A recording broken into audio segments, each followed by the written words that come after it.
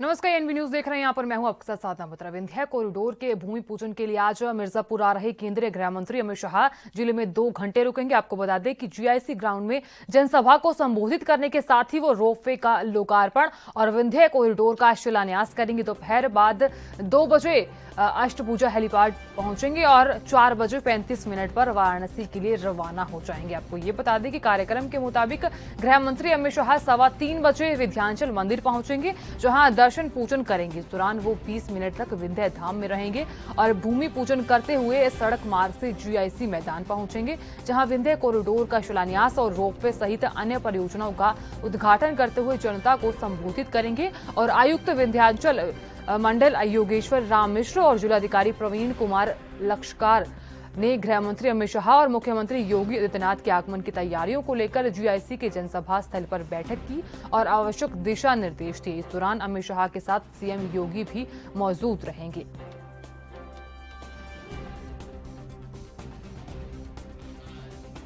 आपको बता दें कि आज विंध्य कॉरिडोर के भूमि पूजन के लिए आज मिर्जापुर आ रहे हैं गृह मंत्री अमित शाह। काफी ज्यादा अहम रहने वाला है उनका ये दौरा। उनके साथ सीएम योगी आदित्यनाथ भी मौजूद रहेंगे। आपको बता दें कि सीएम योगी आदित्यनाथ के साथ कई मंत्री भी मौजूद रहेंगे। काफी ज्यादा अहम रहने वाला है उनका आज यूपी का दौरा। राज्य को कई योजनाओं की सौगात दी जाएगी। आपको बता दें कि आज गृह मंत्री अमित शाह 2 घंटे रुकेंगे और जीआईसी ग्राउंड में जनसभा को संबोधित करने के साथ ही वो रोपवे का लोकार्पण और विंध्य कॉरिडोर का शिलान्यास करेंगे। दोपहर 2 बजे के बाद अष्टभुजा हेलीपैड पहुंचेंगे और 4:35 पर वाराणसी के लिए भी रवाना होंगे। काफी ज्यादा अहम रहने वाला है उनका ये दौरा। आपको ये भी बताते चले कि विंध्य कॉरिडोर का आज शिलान्यास करेंगे और कई अन्य परियोजनाओं की नींव रखी जाएगी। काफी ज्यादा अहम उनका ये दौरा माना जा रहा है। आपको बता दें कि उनके साथ सीएम योगी आदित्यनाथ यानी कि यूपी के सीएम भी मौजूद रहेंगे। जो तमाम मंत्रीगण हैं वो भी उनके साथ मौजूद रहेंगे और राज्य को कई नई योजनाओं की सौगात दी जाएगी, यानी कि मिर्जापुर यानी कि यूपी को नई योजनाओं की सौगात मिलेगी।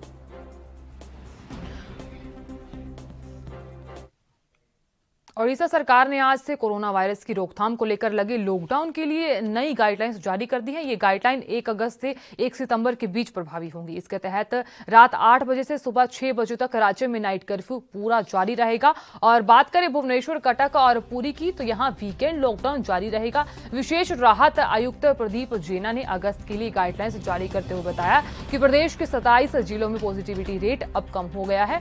कटक, खुदरा और पुरी जिले में पॉजिटिविटी रेट थोड़ा ज्यादा है, मगर यहाँ चिंताजनक स्थिति नहीं है।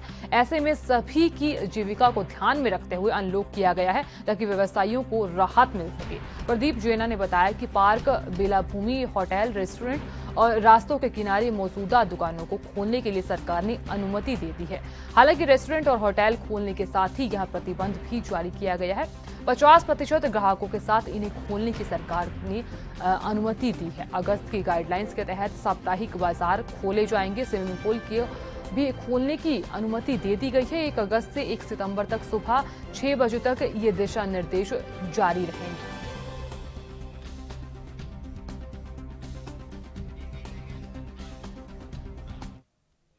और पूर्व केंद्रीय मंत्री और बंगाल में बीजेपी के बड़े नेता बाबू सुप्रियो ने राजनीति को अलविदा कह दिया है। सोशल मीडिया पर एक पोस्ट में उन्होंने लिखा कि राजनीति में सिर्फ समाज सेवा के लिए आए थे, अब उन्होंने अपनी राह बदलने का फैसला लिया है। आपको बता दें, उन्होंने कहा कि लोगों की सेवा करने के लिए राजनीति में रहने की जरूरत नहीं है। वो राजनीति से अलग होकर भी अपने उस उद्देश्य को पूरा कर सकते हैं। उनकी तरफ से पोस्ट में पहले इस बात पर भी जोर दिया गया कि वो हमेशा से बीजेपी का ही हिस्सा रहे हैं और यहाँ बीजेपी का ही हिस्सा रहेंगे। उन्होंने कहा कि वो टीएमसी या कोई दूसरी पार्टी में शामिल नहीं होंगे, लेकिन अब उनकी तरफ से अपनी पोस्ट को अपडेट किया गया है। उन्होंने कहा कि इस लाइन को हटा दीजिए। ऐसे में अटकलें काफी ज्यादा तेज नजर आ रही है, लेकिन यहाँ इस मामले में साफ कुछ नजर नहीं आ रहा।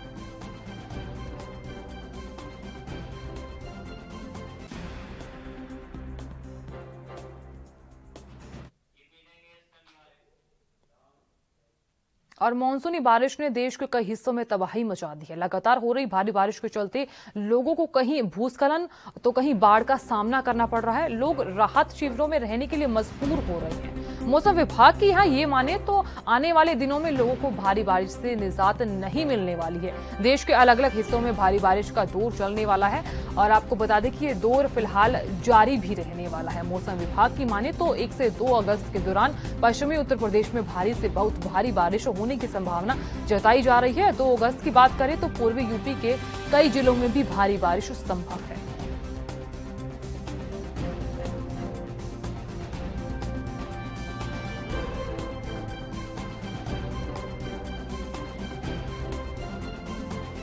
आपको बता दें कि देश के तमाम हिस्सों में 4 दिनों तक बारिश रहने वाली है और बारिश को लेकर भी आईएमडी ने अलर्ट जारी कर दिया है। आपको बता दें ये तस्वीरें यूपी की दिखाई जा रही हैं और इसके साथ ही आपको ये बता दें कि जिस तरीके से तेज बारिश हो रही है, जल जमाव और जल भराव की समस्या है वो भी पैदा हो गई है। तमिलनाडु की बात कर लेते हैं, जहां जिला प्रशासन ने 8 अगस्त तक कुछ मंदिरों में भक्तों की एंट्री पर रोक लगाने का ऐलान कर दिया है। आपको बता दें मीनाक्षी अम्मन मंदिर और कल्ला लगर मंदिर और पझांदू चिलियाई मरुदीन मंदिर और यहाँ मुरुगन मंदिर भी इसमें शामिल है। 2 से 6 अगस्त तक होने वाले समारोह में केवल पुजारी को ही यहां अनुमति दी जाएगी। केरल के बाद तमिलनाडु में भी लगातार दूसरे दिन कोरोना के मामले तेजी से बढ़ रहे हैं और यहां आपको बता दें कि यहां स्वास्थ्य मंत्री ने भी एक दिशा निर्देश जारी कर दिए हैं। जिस तरीके से भक्तों की एंट्री पर 8 अगस्त तक रोक लगाई जाएगी और मंदिरों में भक्तों की एंट्री है तो वहां उस पर भी रोक लगाई गई है।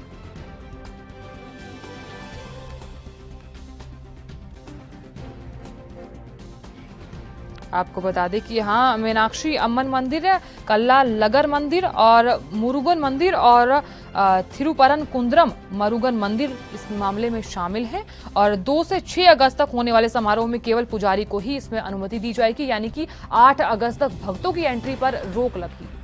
और केरल के बाद तमिलनाडु में भी लगातार दूसरे दिन कोरोना के मामले तेजी से बढ़ रहे हैं और मामलों की संख्या में बढ़ोतरी के बाद ये फैसला लिया गया है।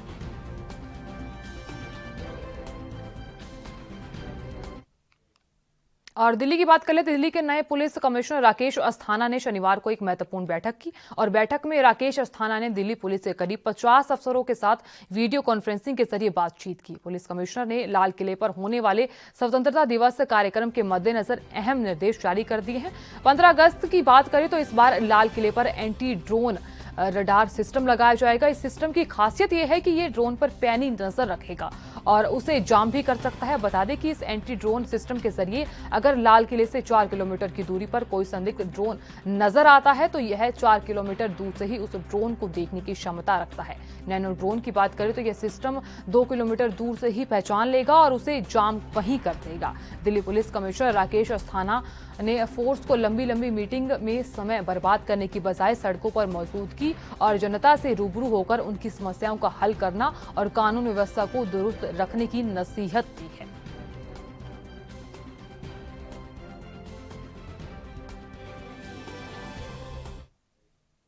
और यहां लेंगे छोटे से ब्रेक, जल्द हाजिर होंगे।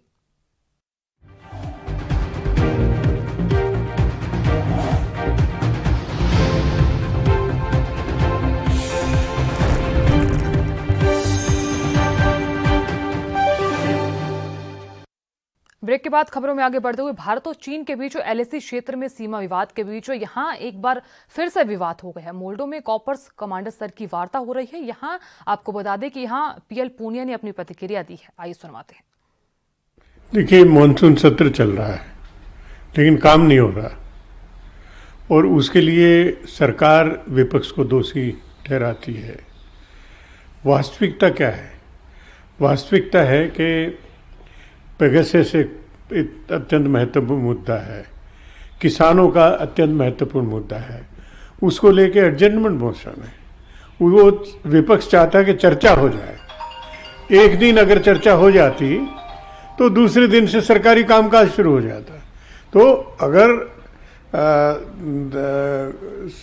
विपक्ष हाउस चल नहीं रहा है तो उसके लिए विपक्ष दोषी नहीं है, उसके लिए सरकार दोषी है।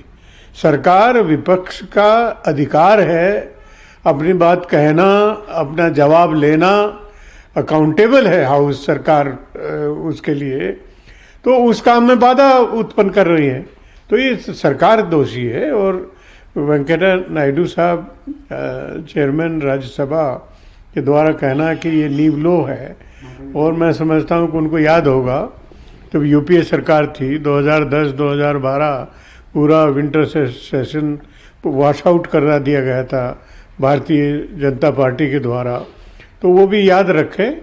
ये विपक्ष का अधिकार है अपनी बात कहना, सरकार से जवाब लेना, और अगर सरकार नहीं दे रही है तो चुपचाप बैठे रहेंगे, कुछ बोलेंगे भी नहीं।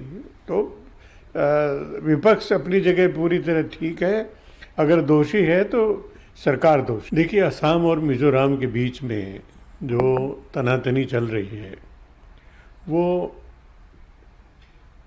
बड़ी दुर्भाग्यपूर्ण है, ये कहा जाए, और एक टकराव की स्थिति पैदा हो गई है। एक तरफ आसाम में एफआईआर दर्ज है जो मिजोरम के राज्यसभा सांसद के, उन्होंने भड़काऊ बयान दिया जिसकी वजह से ये सब पूरा हुआ।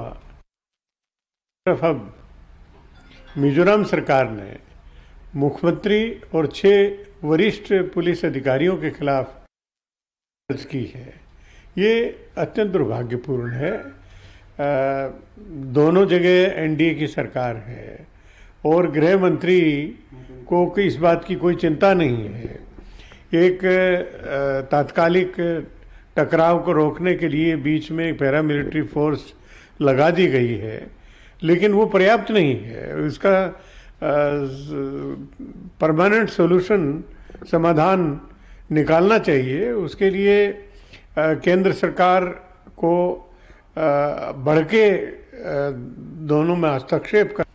देखिए, ममता बनर्जी जी का दौरा हुआ दिल्ली, और उन्होंने सभी लोगों से, काफ़ी लोगों से मुलाकात की, प्रधानमंत्री जी से मुलाकात की, कांग्रेस पार्टी की राष्ट्रीय अध्यक्ष श्रीमती सोनिया गांधी जी से मुलाकात की, अन्य नेताओं का भी मिलना हुआ, और उन्होंने स्पष्ट रूप से कहा कि अपोजिशन यूनिटी के लिए वो काम करेंगी और बीच बीच में आती रहेंगी। और बाकी तो भारतीय जनता पार्टी को ऐतराज़ इस पे होना ही चाहिए, और उनको ऐतराज़ है इस बात का, क्योंकि अगर विपक्ष एक हो जाता है तो भारतीय जनता पार्टी की पूरी तरह सफाई हो जाएगी। देखिए, चीन और हिंदुस्तान के बीच में जो सेना की तैनाती को लेकर, उनकी पोजीशनिंग को लेकर वो एक विवाद बना हुआ है, और उसके हल निकालने के लिए कल कोर कमांडर लेवल की मीटिंग है, और उम्मीद है कि उसका कुछ न कुछ समाधान निकलेगा। और जो चीन अपने हठधर्मी अपनाए हुए हैं और जो पुराने एग्रीमेंट हुए हैं उनका भी पालन नहीं कर रहा है, तो वो उनको सेंस आएगी और वो इसको मानेंगे, और समस्या का समाधान की तरफ एक नया रास्ता निकल। यहाँ लेंगे छोड़ सा ब्रेक, जल्द हाजिर होंगे।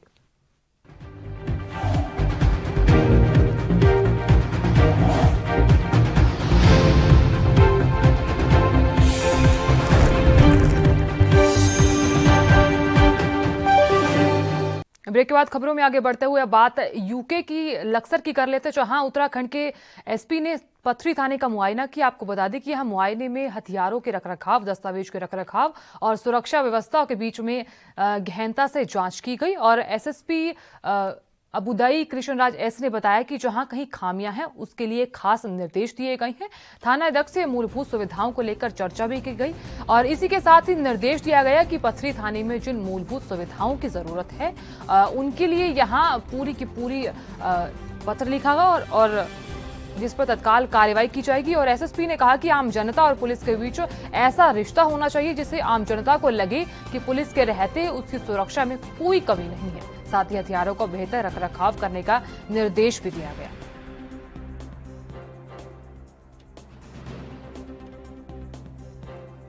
का जो है वार्षिक निरीक्षण में किया गया है, उसमें जो है बहुत सारे चीज़ का जो है बहुत अच्छा सा एक परिणाम मुझे देखने को मिला, जैसे साफ सफाई को लेकर और मालखाना का मैनेजमेंट, ये दो चीज़ में खास करके कहूँगा कि यहाँ बहुत अच्छा ये है। और हमने जो है डॉक्यूमेंट्स वगैरह को भी इंस्पेक्ट किया था, उसमें कुछ कमियाँ पाई गई है, उसका सुधार करने के लिए मैंने दिशा निर्देश दिया है। इसका अतिरिक्त जो है, जैसा हमारा पुलिस कर्मचारी को लेकर जैसा वेपन ट्रेनिंग, इस टाइप का चीज़ों के लिए भी थोड़ा सा और बढ़ोतरी करने के लिए थोड़ा ट्रेनिंग देकर उनका और थोड़ा कार्य क्षमता बढ़ाने के लिए भी दिशा निर्देश दिया है। इसका अतिरिक्त जो हमारा डीजीपी महोदय का आदेश के अनुसार जो सभी थाने हमने हेल्थ किट दे रखा है, उसके लिए अलग जगह बना के जो है लगातार जो है हमारा जो भी कर्मचारी है उनका हेल्थ का चेकअप करके एक मॉनिटरिंग। और यूपी विधानसभा चुनाव की बात करें, जहां 2022 के मद्देनजर ब्राह्मण पॉलिटिक्स के जरिए यूपी की जो सियासी पार्टियां हैं वो समीकरण साधने में जुटी हुई है। इसी कवायद के तहत समाजवादी पार्टी आगामी 5 अगस्त को बलिया में प्रबुद्ध वर्ग सम्मेलन कर ब्राह्मणों को अपने पाले में करने की पूरी कोशिश करेगी। आपको बता दें, यहां प्रबुद्ध वर्ग सम्मेलन छोटे लोहिया के नाम से मशहूर समाजवादी पार्टी नेता जनेश्वर मिश्र की जयंती पर 5 अगस्त को होगा।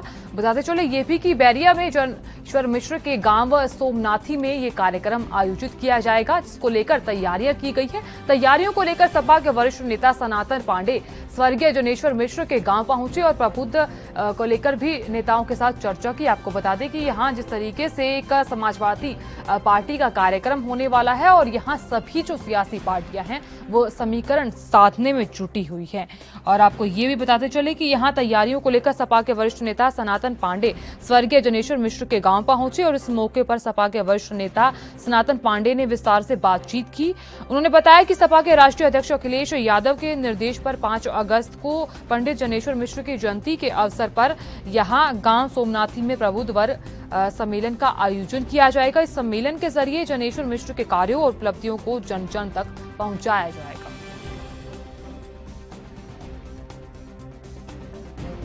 जनेश्वर मिश्र को पूरा भारतवर्ष जानता है। उनके विचार, उनकी ईमानदारी, कमजोर वर्ग के प्रति उनका लगाव, उनसे बड़ा कोई समाजवादी नेता आज तक जो है लोहिया के बाद पैदा नहीं। जनेश्वर मिश्र जी का जन्मदिन है, यह प्रबुद्ध वर्ग का कार्यक्रम है और बुद्ध वर्ग के लोगों ने जो है राष्ट्रीय अध्यक्ष जी की अनुमति लेकर करके कि हम इसकी शुरुआत उसी माटी से करेंगे जहां छोटे लोहिया जी का जन्म हुआ था। इसको लेकर के ही हम लोगों का कार्यक्रम जो आपका 23 अगस्त था उसको 5 अगस्त करने का काम किया गया। क्या बीएसपी को देखा देखी आप लोग मजबूर होना पड़ा क्या? समाजवादी पार्टी, आपको जानकारी के लिए कर रहा हूँ, समाजवादी पार्टी किसी का नकल नहीं करती है। समाजवादी पार्टी का नकल सभी। उत्तर प्रदेश के मुरादाबाद की बात कर लेते, जहां जनपद के तीर्थकृत महावीर यूनिवर्सिटी में कार्यक्रम आयोजित किया गया, जिसमें चीफ गेस्ट के रूप में उत्तर प्रदेश के उप मुख्यमंत्री दिनेश शर्मा पहुंचे। उन्होंने कहा कि यूनिवर्सिटी के अंदर जो कार्यक्रम हुआ और यहां दीक्षांत जो समारोह हुआ उसमें मैंने हिस्सा लिया है और प्रेस कॉन्फ्रेंस करते हुए प्रियंका गांधी के ट्वीट को लेकर भी वो जमकर बरसी। आपको बता दें, साथ ही विपक्षी पार्टियां इस तरीके से भाजपा को लेकर कटाक्ष कर रही है, उस पर भी उन्होंने निशाना साधा है। हम जल्दी इस पर निर्णय लेंगे, लेकिन अभी जो छोटे बच्चे हैं, क्योंकि तीसरी लहर में आशंका बच्चों के बारे में हमारे वैज्ञानिकों ने व्यक्त करी है, तो हम उस जो चेतावनी है उसको भी दृष्टिगत रखेंगे निर्णय से पहले। और मध्य प्रदेश सरकार में बड़े फेरबदल की अटकलें तेज हो गई हैं। लगातार 2-3 दिन दिल्ली में केंद्रीय गृह मंत्री अमित शाह से राज्य के मुख्यमंत्री शिवराज सिंह चौहान ने मुलाकात की। सूत्रों के मुताबिक बीजेपी अब बड़ा फैसला ले सकती है। मध्य प्रदेश के मुख्यमंत्री शिवराज सिंह चौहान पिछले 2 दिनों से दूसरी बार दिल्ली पहुंचे और आपको बता दें कि बीजेपी बड़े चौंकाने वाले फैसले ले सकती है। फेरबदल के कयास लगाए जा रहे हैं। इससे पहले कल केंद्रीय मंत्री प्रहलाद पटेल ने भी अमित शाह से मुलाकात की थी। आपको बता दें, प्रहलाद पटेल ने यहां अमित शाह के अलावा उमा भारती से भी मुलाकात की थी। इस मुलाकात के बाद माना यह जा रहा है कि भारतीय जनता पार्टी की ओर से मध्य प्रदेश सरकार में बड़ा फेरबदल और बदलाव किया जा सकता है। हालांकि बदलाव किस स्तर पर होगा इस बात की जानकारी अभी सामने नहीं आ रही है और पार्टी इस पर अब मंथन कर रही है।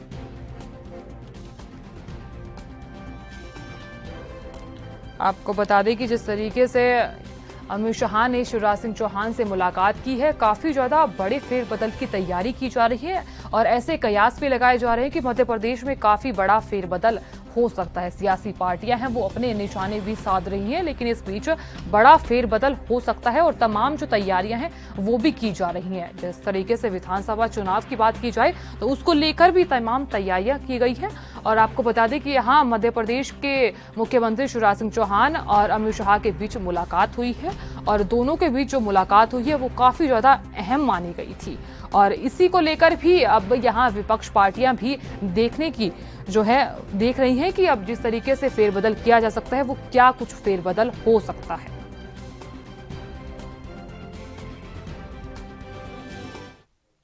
कोरोना की तीसरी जो लहर है उसमें लगातार चेतावनी जारी कर दी गई है। देश भर में तबाही मचने के बाद केंद्र सरकार लगातार अलर्ट पर है और लगातार लोगों को सतर्क रहने के लिए भी कह रहा है। और आपको बता दें कि यहां सरकार लगातार राज्यों को कड़े निर्देश दे रही है ताकि संभावित तीसरी लहर को रोका जा सके। केंद्र सरकार ने शनिवार को राज्यों के साथ मिलकर समीक्षा बैठक की।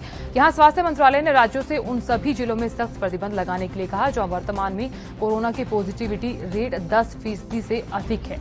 यहाँ सरकार ने ये भी कहा कि राज्यों को सुनिश्चित करना चाहिए कि इन जिलों में लोगों की भीड़ को रोकने के लिए प्रभावी उपाय किए जाएं और यह पॉजिटिविटी रेट कोरोना की कुल जांचों में पॉजिटिविटी पाए जाने वाले सैंपल की दर होती है।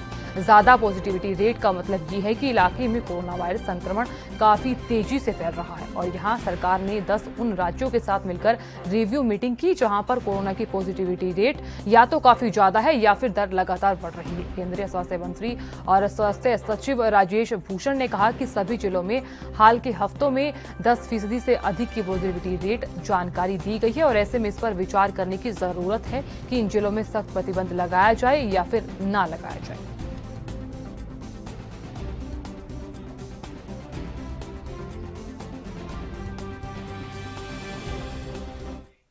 और कोरोना की संभावित तीसरी लहर को लेकर लगातार सरकार अलर्ट पर है और बताया ये जा रहा है कि सरकार के साथ राज्य सरकारें भी चिंता में हैं। चिंता का विषय यह है कि जिस तरीके से मामले बढ़ रहे थे और फिलहाल मामले घटने तो लगे हैं, लेकिन इस बीच ICMR की रिपोर्ट में भी एक बड़ा दावा किया गया है कि कोरोना की दूसरी लहर से गंभीर रूप में प्रभावित जिलों में समान रूप से तीव्र तीसरी लहर नहीं देखी जा सकती। विशेषज्ञों का यह कहना है कि राज्यों को स्थानीय आंकड़ों के आधार पर सार्वजनिक स्वास्थ्य उपायों की योजना बनाने के लिए जिला स्तरीय डिस्पेरिटी असेसमेंट करना चाहिए और इसके साथ ही प्रसार और प्रचार की जो व्यवस्था है वो भी करनी चाहिए। जनसंख्या में भिन्नताएं शामिल हैं। वरिष्ठ महामारी विज्ञानी और ICMR के महामारी विज्ञान और संचारी रोग के प्रमुख ने बताया कि राज्यों को क्षेत्र जनसंख्या प्रतिक्रिया तैयार करने के लिए जिला स्तरीय विविधता पर ध्यान देना होगा। और समीरन पांडे ने इस मामले में कहा कि पूरे राज्य में यहाँ तीसरी लहर को लेकर चिंता करना मददगार नहीं हो सकता क्योंकि सभी जिलों ने समान रूप से दूसरी लहर का अनुभव नहीं किया है। हमें जिला स्तरीय संक्रमण नियंत्रण और प्रबंधन कार्यक्रम की जरूरत है। उन्होंने कहा कि यहाँ इसका मतलब ये भी है कि जिस तरीके से जिलों में तीव्र तीसरी और दूसरी लहर का अनुभव नहीं हुआ है उसमें अब बड़ी संख्या में कमजोर लोग हो सकते हैं।